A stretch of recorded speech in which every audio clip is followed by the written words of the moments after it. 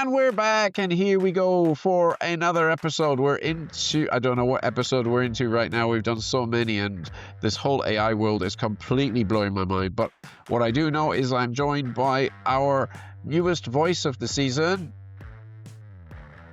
That was few for you. Sorry, I missed it. And, Sorry. I missed you, Imna. I really have. You know, the quality of our shows was going here, and now it's back to where it should be. Whoa. What are you saying about the other people, Steve? I'm saying they're wonderful. But tell us, Imna, who did you interview today? Because it was mostly you, and I couldn't get my words in edgeways. So we spoke to John, and I'm really trying not to butcher his last name. How do I say it, Steve? Levesque. Levesque, yes. We spoke to Jon Levesque, and he is the founder of Seeq. And Seeq is this very cool new platform that is coming for the throat of the likes of TripAdvisor and Yelp. He hates Yelp. And yeah, it's going to make some really cool, fantastic content on travel. It's going to be creator-based. And yeah, it's stirring up quite a mix in the media industry, I feel.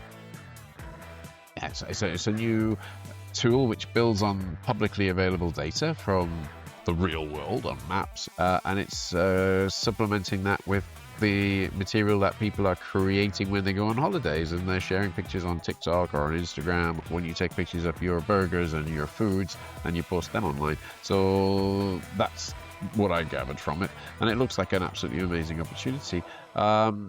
Yes, Imna?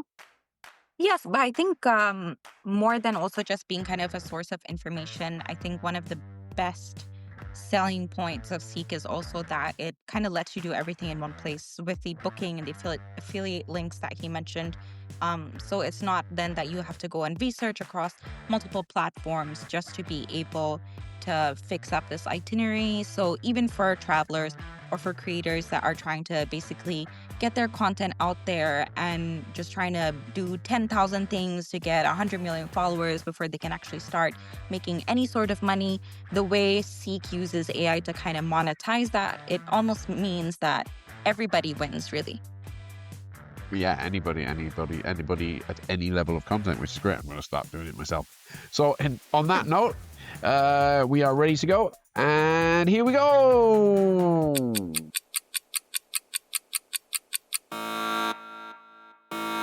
Hello and welcome back to another episode of The Incongruent, and this is yet another one in our AI series, and we are super excited today to be talking to John, who is the founder of Seeq.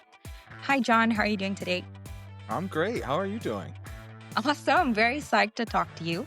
When we had your bio come in first, I looked at it and I thought, he's going to have a lot of stories to tell us. So I hope that's true. Why don't you go ahead and start off by telling us about yourself, what keeps you up at night, what gets you out of bed in the morning, and then tell us a little bit about Seeq. Yeah, awesome. Well, I'm Jon Levesque. I'm super stoked to be here. Appreciate you guys having me. A bit about me. Let's see. I'm from Seattle. I'm a family guy. I got a wife and 3 kids, 2 daughters and a son. I love nature and the outdoors, hiking, camping, being outside. Photography is a huge hobby of mine. And travel is probably my biggest passion in life. My background is all community for tech. I was at HTC. They used to make cool phones. Now they make VR headsets. From there, I went on to Microsoft for 10 years, built several communities for them. Microsoft's Power Platform, Power BI, Power Apps, Power Automate, probably the most famous set of products I dealt with. And then on to DocuSign, where I lasted about 4 years. And then from there, went on to start Seeq, which is where I am today. And we'll talk about that in a second. But what keeps me up at night? I have been on the side of brands building communities for them. I have helped build economics that favored the brand and essentially vacuumed from the community, right? Like community-led growth as a practice is this idea that we listen to the community, build what they want, They pay us more money because we're doing that. We then advertise that we are doing that, which then starts the flywheel over again, right? And so what I saw time and time again was there was so much value being created by these creators, by these doers, but they weren't able to extract much of that value, if any, for themselves. And so this has been something that has sat with me for years and years and years until finally I, as a traveler who decided to start creating some travel content, I saw that I wasn't able to monetize any of that knowledge without huge traction, having millions of followers to get brand deals or getting millions of views to attempt to scrape out something from the creator funds or whatever. There wasn't many opportunities. And so this is where this all began. I just hated this fact and decided that I was going to change it. And so what gets me up in the morning is I have this belief that I can, number one, help creators get a fair share of the value they're creating. And number two, ultimately, what I believe that gets us to is a place where humanity can actually better understand the world around itself, right? Like being able to understand what you're doing on a Saturday afternoon is just as important as understanding how to spend 7 days in Tokyo. And I think ultimately I want to get to that place where we're helping creators get the value they deserve by sharing that knowledge of their local experiences or of their travel, and then making it very simple for other people to leverage that and cut out a lot of the hassle that they're dealing with. And so, those are the things that are on my mind all the time, and they perfectly align with what I'm building at Seeq. That's an amazing segue. Tell us more about Seek. So there's a lot of travel content on there, and that's because you love travel, I'm guessing. Correct. That is correct. Yes. And so Seek is a travel monetization platform at its core. We allow creators who have, you go on TikTok, you go on Instagram, you see videos that are inspiring. And right now, there's not a whole lot you can do with it besides save it or then try and take a notepad out and open 37 tabs and try and recreate it. And so what we have done with Seek is give the creator the power to actually take those videos, run them through our AI. Our AI then understands what's happening. Every place you went, everything you did, where you stayed, how you got there, all the details and tips, and it puts it into a fully SEO optimized web page that is mobile friendly, that has all the map links, that has all the bookable links. And my favorite part, coming back to what keeps me up at night, we pay creators 60% of the value that is created. And so when you put out this guide and someone books the hotel and books the car rental and books the ticket to the museum, the creator is earning 60% of that revenue share, right? And so we as the platform keep 40 to keep the lights on and keep things going. But in this method, we're now giving creators a way to say, hey, you saw my viral video of all the sandwich shops in Florence? Go check out my guide where I actually walk you through step by step how to get there, what order to do them, how to beat the lines, etc. Amazing. So gone are the days basically of scouring through TripAdvisor and watching 30-minute long videos on YouTube to try and find the best sandwich places to go to. I recently took a long trip to Japan, very well needed, but the research leading up to that was just insane. It was far easier hopping on the 9-hour flight and doing the actual walking around and checking in and everything. The logistics of just setting that trip up was just an absolute nightmare. But once it was done with, we really managed to enjoy the trip and see some lovely sights. But I'm Yeah. actually really looking forward to what this could mean for people traveling in the future. So, just to think about more of what made you really begin with Seek, because you were at all these really big level companies. So we're talking HTC, Microsoft. One of my first phones was an HTC, by the way. So Nice. my inner child just kind of freaked out a little when you said you worked for HTC. Awesome. Love that. But yeah, HTC, Microsoft, DocuSign. Why'd you decide to risk it all for Seek? That's I ask myself that question every day. It's tough to leave a big salary behind, but I mean, I think it's deep inside of my heart. I think that this is what I was born to do. I think that, I've never woken up with such a fire in my gut. I've never woken up with like less of a, trajectory on my income, but I've also never woken up with such a fire in my gut as well. And so, I think this, if I'm being really honest, you know what this started with? Pardon my French, but it started with Yelp. Like I really hate Yelp. And that's kind of how this began, right? And then it evolved from there to figure out how to get creators involved and all that. But like when I woke up one day and I decided I'm going to leave corporate and I'm going to solve this problem, the burning thing inside me started with Yelp sucks. So that being said, what problems is Seek solving that's different from other platforms? So you also did mention that Seek was killing save and forget discovery. So can you also give us a little more insight on that? Okay. All right. So I think what I want to say about save and forget discovery is it ties back to that initial problem I discussed, where I think that there is a disconnect between travel inspiration and travel booking. And that is ultimately the problem we are solving. Right now, to go and get inspired for travel, 79% of all decisions end on social, whether it's what I'm going to eat in a few days or what I'm going to do with my friends versus what I'm going to do in Japan in a month from now, right? Those are most of our decisions now revolve around seeing what other people did and wanting to emulate that experience, right?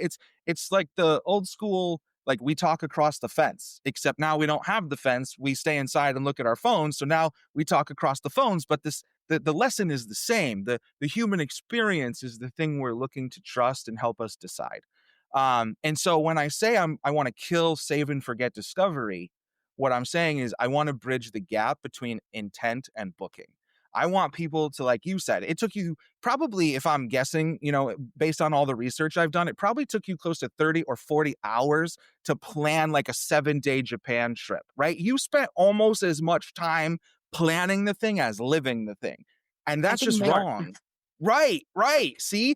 And that's just wrong. We should, and so when I say again, what I'm killing is that I want someone to be able to see the thing, get inspired, and instantly take action on it. Not have to sit on it, not have to decide to do that tough plan of 40, 50 hours, just as much time invested to plan it to do it. That's what I'm trying to kill. I want to jump in here, Emina, because I'm really excited about the tech that we're exploring here. Since I checked out the website, I don't know whether this is a term or not, but we've always had user-generated content. What I'm seeing in this world is we're now having user-generated data, so that the content creators, they think they're creating pictures, but that's being tokenized, that's being translated into content that the machine that we can train machines with, and now you are able to integrate that with other known public knowledge, which is effectively what's in the real world, and that's, to me, is makes me very excited.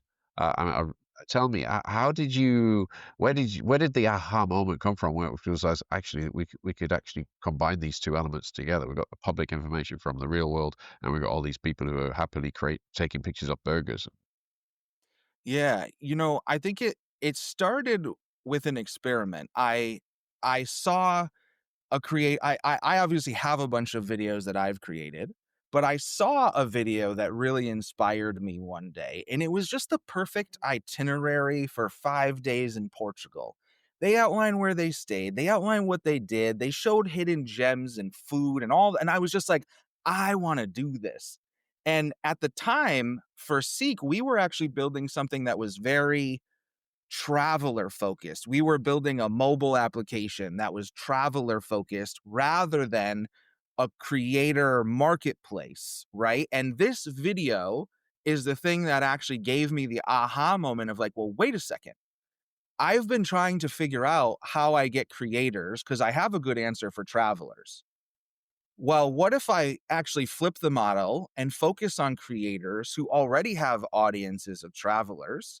And I asked my CTO, I said, hey, do you think we could build an AI that watched this video and turned it into one of these things we were doing? And he was like, I don't think so, man. Like, if we had like 10 developers and like 100 grand, we could probably do it. Now, keep in mind, this was like 6-8 months ago, right? The world was not quite in the position it was now. Things were starting to emerge. And I was like, okay, cool. I'm going to go play around. And I started messing around with AI, and I stayed up all night. One night I spent like 17 or 18 hours, and I built a proof of concept that proved that I could make an AI watch a video, understand it, and output a JSON file in the way that I wanted it to. And so I brought that back to my CTO, and I was like, dude, call me 10 developers and $100,000, baby. I just did this.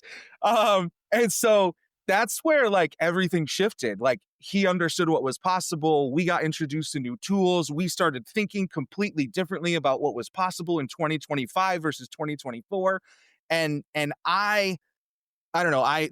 My team calls me an idealist, right? Like I just have this core belief that like we should be doing the right thing for people. Like I am a travel creator. My wife is a travel creator. She has hundreds of thousands of followers. She puts me to shame. I'm a totally bad creator in comparison to her, but she still cannot leverage her value, right? And so this is where I said, okay, hold on a second. I can start to turn this content into a different layer. I can make it bookable. I can create relationships. That's the other piece that I haven't even gotten to mention yet. I went and created a relationship with 64 different affiliate brands. So I essentially can grandfather any creator in. And so as soon as you're on the platform and you put your content in, I'm applying affiliate links without you ever signing up for anything. Doesn't matter how many creators you have, doesn't matter how many views you have, you get to participate. And so it really started as a, like, we have to do the right thing. We can do the right thing here, and we should. So there's a lot of public data which you could get. I mean, you've got you've had your Microsoft history, and so you've probably got Bing Maps, which you know how to access around on the API there. But you've also said this, which is what I was going into, the affiliate. So I'm assuming you're also approaching the Hiltons, the IHGs, all the hotel chains, because they will then voluntarily give you their data, right? And then Yep. and the photos, which they have thousands of, that will help train your model. Are you charging them yet, or is that where is your revenue model going to come from? Because I'm assuming that is going to be a big thing, right? You're going to have the Jumeirah chain in Dubai signing up to you. You're going to have all of these people saying, look, here is all of our content. When anyone comes into our show, it will automatically be tagged. Yep. It's the business piece of it is a piece that actually at the moment we're kind of holding back the flood on. Like right now, what we're really trying in our partnerships with all of these different brands, what we're trying to do right now is create pathways for creators to earn affiliate revenue. So step one, if someone helps you get a booking at your Marriott in Hawaii, pay them 6 to 8%, right? If someone helps you rent that car, pay them 8 to 12%. If they help you get that ticket to that event, pay them 1 to 4%, right? Like there's all these various rates. And what we're trying to do right now is create those relationships in a way that we can be a throughput to creators. And so I think the easiest way to think about what we're trying to do is you look at like Patreon or Fansly or OnlyFans. And what we're really trying to do is be that similar engine in a way for travel creators. But what those engines don't do is offer AI assistance. They don't offer affiliate partnerships, right? They just offer the direct to customer relationship, which is the third piece we will offer as well. When someone buys from you, when someone books from you, they're your customer too. We share that data with you. You get to build a relationship with them, market to them, et cetera, which is something that just none of these other like social platforms are doing, which is really where our main audience is. I'm going to ask one more, then I'll pass it back to Imna.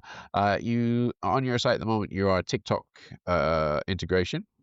So I'm assuming that once I have created my Seeq content, I can then put that onto TikTok, and then the links will be the same, and you'll have some way of tracking the click-throughs from different platforms. Is that correct?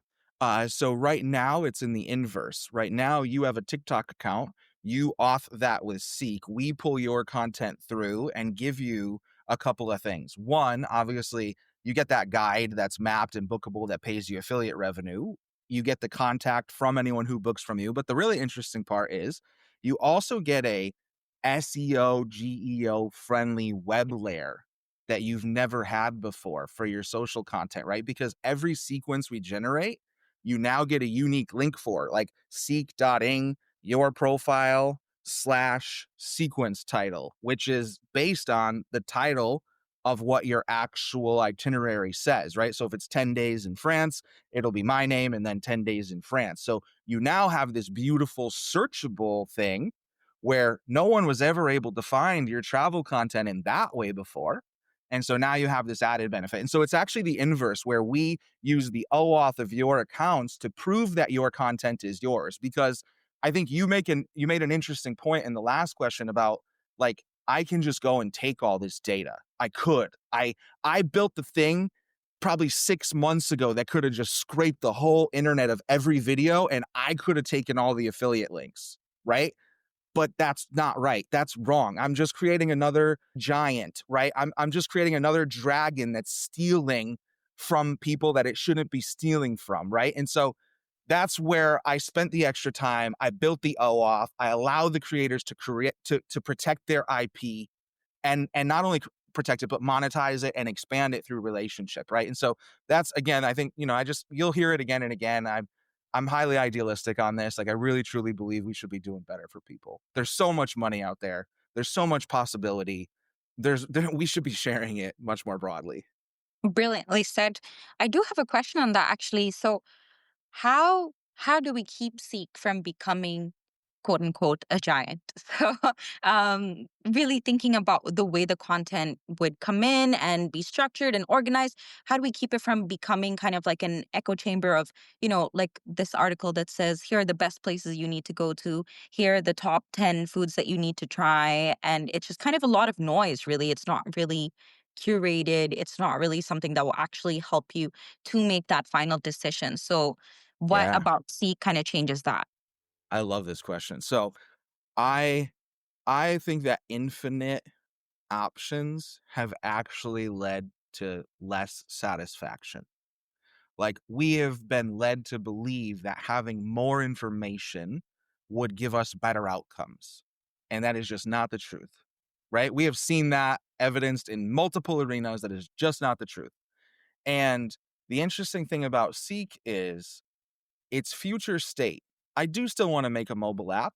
I do still want to focus on preference. I do still want to create something that helps push you into experiences that you've said you wanted to do, while also minimizing the noise of everything else. And so part of Seek's future, like what we're doing right now, is we're allowing every creator to participate so that we can start to gather the knowledge that they possess in an honest fashion. We can help them monetize that knowledge.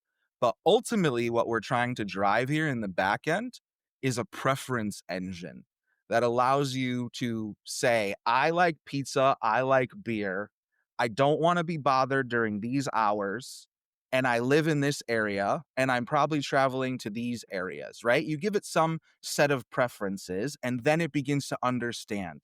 Oh, these are work hours. Oh, these are the things they like. Oh, they visited this place. Oh, hey, wait a second. It's 7 o'clock on a Thursday and they're not on their commute. Let me go ahead and send them a suggestion about something that's nearby that they said they wanted to do that they might have forgotten about. Right. And so the whole idea of what we're trying to build is satisfaction. And the we have an engine, an economic model to monetize satisfaction, which I think is the opposite to what we see today. Again, let's take it back to Yelp, who I hate. How do they monetize? Sponsored links. They get paid the more you scroll. The more things you see, the more they get paid. There is no incentive to deliver you the best pizza place. There's only incentive to show you 70 pizza places. And so I think that's the fundamental difference, is even as we grow, our eye is very much on delivering an experience that you will go and do rather than just scroll past and save. Wow. So you're effectively making creators the new search engine, but in a very bespoke way. So Correct. coming to that, What do you think is invaluable when it comes to human experience, something that an algorithm just absolutely cannot replace? Oh, I love these questions. Um, so I say, I get a lot of pushback. People come to me, even investors and stuff. Well, I just used Chat GPT, to plan my vacation last month. And I was like, how'd it go? They're like, oh, it was fine. I was exactly, it was fine. It was fine. And like, if you want fine, bro, go ask ChatGPT, man. Like, I have another thing. Like, I just can't trust an AI who doesn't have taste buds to tell me what the best pizza is. Like, I just can't. It doesn't. I understand that an AI is a collective set of information abstracted to give me the answer most likely to suit what it is that I am asking for, right? It's not incentivized to give me satisfaction. And so I think, it's super important for me to maintain that campfire feeling. Like, there's so many things like AI, Meta trying to replace us with AI in their feeds. We were talking about it before the show started. Um, there are so many areas where AI is like being pushed to replace humanity.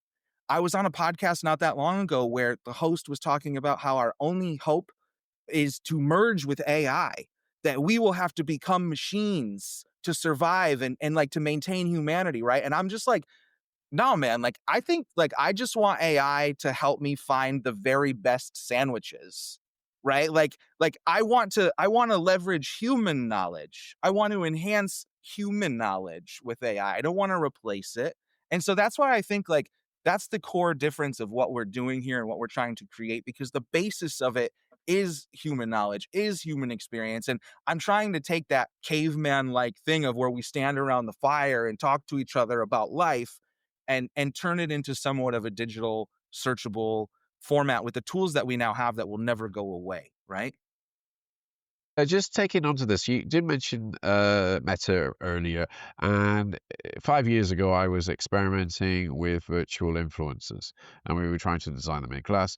Last year, we were playing with the Unreal Engine, creating metahumans. That's been done quite nicely. There are Etihad Airways, I think it was, or I think it was Emirates Airlines, one of the two airlines in the UAE just launched its own virtual influencer and just did a big song and dance about it. These things have been going on for some time now. What's the why they seem to be quite popular?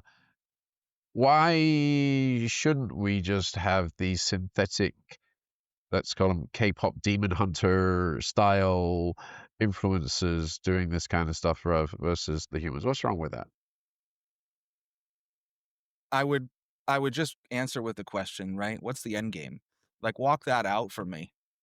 Walk that out for me. We replace humanity in tech. We replace humanity in um sorry, hold on. Mechanical, right? Like creation of things.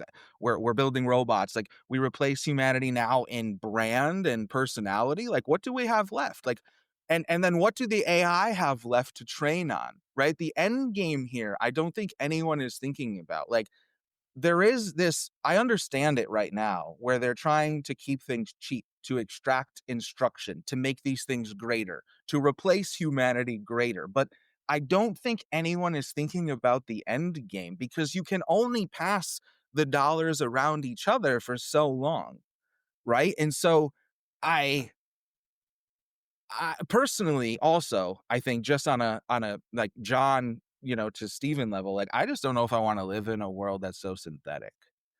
It just doesn't feel good. I want reality. I love humanity. I love like life and living it. And sometimes it's hard and sometimes it's beautiful and sometimes it's a good lesson, but ultimately like it is what we are given, right? And like to replace every facet of it, that just feels so wrong. That's not the world I want my kids to grow up in. I don't want Wall-E, bro. I don't want us to have Wall-E as our future, right? And I think if we walk this out, like that's what we're looking at. That's what they're building towards. Like, we're already in Idiocracy.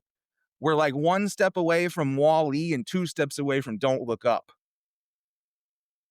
I think we've gone past "Don't Look Up" a couple of years ago. I think we did that in our class, wasn't it? Isn't it? I was that was part of that. And Wall-E is a movie close to my heart. I remember it very well. But we are in an environment where loneliness is through the roof. I mean, I'm in Mhm. the UK. We have a minister of loneliness, Mhm. and you see these chatbots are being programmed for kids to give them friends, and you have a new AI pet that's just been created, and you go to Japan and they have all these AI, dolls for all different kinds of purposes. Yep. There is certainly, there is a market for synthetic content, whether that is a good thing or a bad thing, Yep. um, and that is going to put, I think you'd agree, it will put pressure on the humans. Oh, I totally agree. There's definitely a market for it, and I think, you know, it's interesting, right? Because there's a few different camps. I remember going to a talk at South by Southwest earlier this year, and the gentleman was giving a talk on AI and leveraging it to enhance your communications. And I remember the starkest moment was he said, "Everyone, please raise your hand if you want to use AI to enhance your communications." And everyone except maybe one person in the room raised their hand. And then he says, "Please raise your hand if you would like to be on the receiving end of AI enhanced communications." Hardly anyone raised their hand, right? I think that there are those of us, like many of us, want to leverage these things to make life easier for ourselves. None of us want to be on the receiving end of a lazy, not written by you, impersonal piece of information, right? No one wants that. And so I think like what we're seeing right now is a transition period where these platforms are coming up and creating things that are just completely in the wrong direction. Like let's be real, man. Like a digital friend for a kid is going to do way more harm because they're never going to learn how the real world works, and they're not going to learn the coping mechanisms because this AI friend is going to do what ChatGPT or Claude does. Oh, you're absolutely right. Whenever they push back on you and you push back, what's their response? Oh, you're absolutely right. Like that is not how the world works. And so again, I cannot deny that these things are happening and there is a market for it. I'm just trying to build for a different future.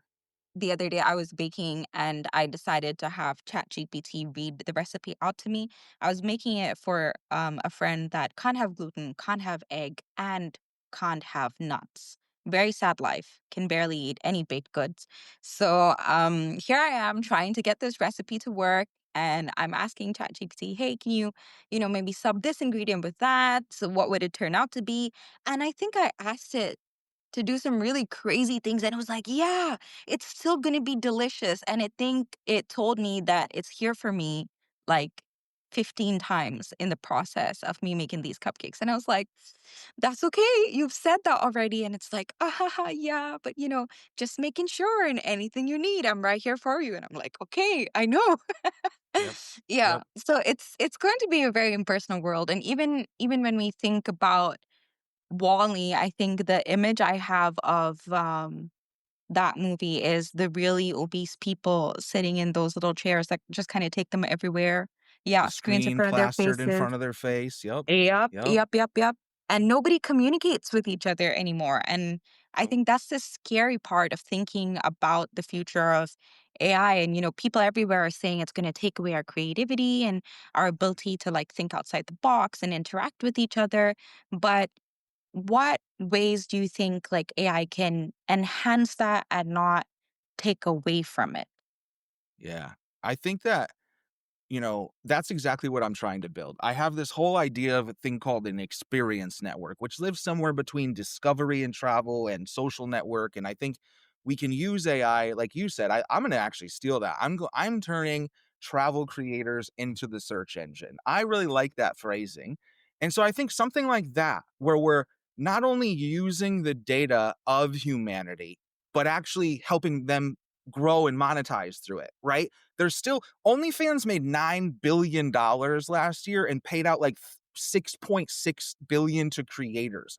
How amazing of a model is it that you can make billions of dollars helping other people make millions of dollars? Like Like, to me, that's the future that I think we need to be building, is all of these different arenas. And all of them, obviously, AI is not going away, mobile is not going away. So how can we turn these things into compasses rather than prisons along the way, right? How can we turn them into enablers rather than replacers? And I think that that's the ultimate question. And I don't have, all the answers. I just know there's things that there are people doing it right. And also, I think I see a hope in a counter already. Like, I think it was Netflix. It just invested $100 million in like real life spaces, like trying to come up with a concept of how to get people together in space to view things, watch things, do things, whatever, like their next big bet. Right. And then you look at like American Express with experiences, and like a lot of companies are trying to focus on like humanity coming together in reality again. And so I think there are trends that are moving the right way. But I just think there are these huge, loud trends also with massive distribution and hundreds of billions of dollars that we as little guys have to all contend, right? To say that's not the future we want, in fact, right? Like, you're doing it wrong. Like, my hope is that Meta spends a couple $1 billion and just wastes it on this video thing, that no one uses it, that all of that was for naught, and they learn a very valuable lesson that they should probably get back to connecting people, because that's what made them what they are. I want to we're looking into the head of where you're going to go next. Next 2-3 years, you've already got vision, you've got some text that you can draw out onto this and into play. Next thing, it must be translation, right? You also got to be able to do a bit of voice recognition as well, because a lot of these videos are narrated videos. So how far Yep. away are you from that, and which languages are you currently supporting, and what's next? I have that done in English. So anything narrated in the video is already put into the plan. So if you're showing one thing and talking about something, it understands, did you show this first? Did you say this first? Oh, you showed this first? I show this first. You said this after? I show this after. So English, voice to text, all done. I I have 7 further languages planned, like, obviously Spanish, Japanese, couple others that are, big touristy language, places we'll need to cover. But I think what's next for us immediately is a mobile app. Right now we're a web app, which I think makes sense for the creator portion of this. Their toolkit makes sense as a web app, but when we want to start getting serious about consumers utilizing these experiences, I think the mobile app will be important. We also have a lot of plans for wearables. Right now, 2 out of 5 Americans have a single wearable: smart glasses, smartwatch, earpods, AirPods, whatever. By 2030, they say 70% of Americans will have one and 30% will have 2. And so we have a big plan for wearables. Again, I think there's this driving ethos, which is, I want the phone to be a compass and not a prison. I want every time you look at it, it should be giving you a valuable piece of information that allows you to put it away. And so as we think about the future, as we think about mobile, as we think about wearables, that is a very consistent goal for us, is how do we push you further into the experience? How do we give you the information you need in the experience while minimizing the amount of times we're asking for your attention? So when you have these wearables, that opens up a huge number of new data points. You will be able to know adrenaline. You will be able to measure levels of satisfaction. You'll be able to measure relaxation. So you will also be able to, I'm assuming, tag, this is the most relaxing place, heart rates go down to blah. This is the best white knuckle ride because the heart rate went up through this and that and the other. That's Yep. that's Yep. And I think there's a public layer that we have planned where, like, let's say I make a video that turns into a sequence and 1,000 people go and follow this sequence.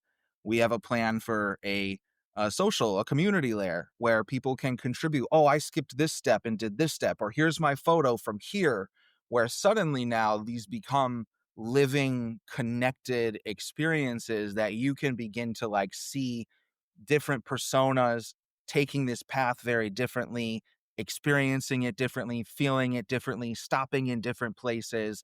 And then again, we can use all that data to tie to personalization to say, oh, your profile fits like this profile. We can, you want relaxing experiences. You said we saw 7 in the last week in your area, right? There's a lot of potential as we add all those layers again to tie into that first main goal of personalization. I could talk about this all night. I can see thousands of different opportunities of where you could take this. But I think we're running close. Amna, do we have one more question? I think I just also wanted to ask about kind of from the creator's perspective. In Dubai, it's really big for influencers to do deals and collaborations with the Hiltons and the Jumeirahs and the so on and so forth. Like that is a giant market. And it affects everything from like PR to hospitality to food and beverage and all of that. So from the creator's perspective, um, what is really the incentive to be on Seek rather than do deals kind of the traditional way? And maybe a second part to this question, do you think that creator content is going to start looking different from the monetized stuff that you see sponsored on the different social media platforms that we see a lot of today? Yeah, great question. First part, I think the incentive is right now to make money, like you said, there's kind of two ways. You either get a million views, which typically pays you about $1,000 per million views. So you're going viral. That's one way to get paid. Or you get a brand deal because you've been consistent enough that someone feels like they like your identity and they'll pay you a one-time fee. Well, what's interesting about Seek is, let's say that you got that 1 million views. I'm not asking you to not put your content on TikTok. Let's say that you got a brand deal for that hotel. I'm not asking you to not get a brand deal. What I'm telling you is if you put your content on Seek, you can double or triple dip. Because now what you can do is, let's say you got a million views. And let's say you got 1% of that to go and click your Seek link in your bio. And of that 1%, 5% booked something, right? So I don't know, the quick math, 1% of a million, 10,000, 5% of that's 500 people, right? 500 people now booked something. If any of them booked that hotel that you stayed at that cost $1,500, you made 5% of $1,500 off one person booking, right? They booked your whole thing. Well, they probably spent $3,000 and you probably made anywhere from 5 to 8% total of that entire booking, right? And so now, like, that's just one person. One person paid you more than a million views did. And so the potential is massive because we've given, like, instead of all of these OTAs keeping all this value, they have all these programs that just most people can't qualify for. And so when we give people access to these programs, there's a lot of highways open to be able to get value.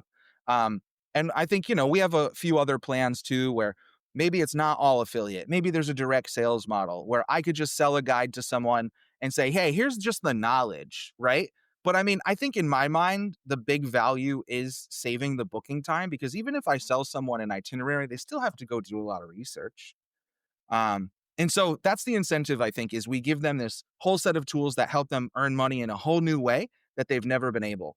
And then I guess I'll even add on a caveat. We give them that web layer that I mentioned. We give them this whole SEO friendly web layer where their content is now searchable on Google and Bing and all this other stuff where it never was before. And then, second part of the question, would you remind me what it was? Sure, yeah. It's kind of your take on what travel creators' content should start to look Yes. like in light of that. Yes. I think that what we see these huge creators doing is going broad, right? Huh. Top 10 places in X. What's weird is 8 of those places are the top 8 in TripAdvisor. Like that person didn't offer you a whole lot, but they did show all the very popular that got a lot of views, right? I actually believe that we're going to see a change to specificity.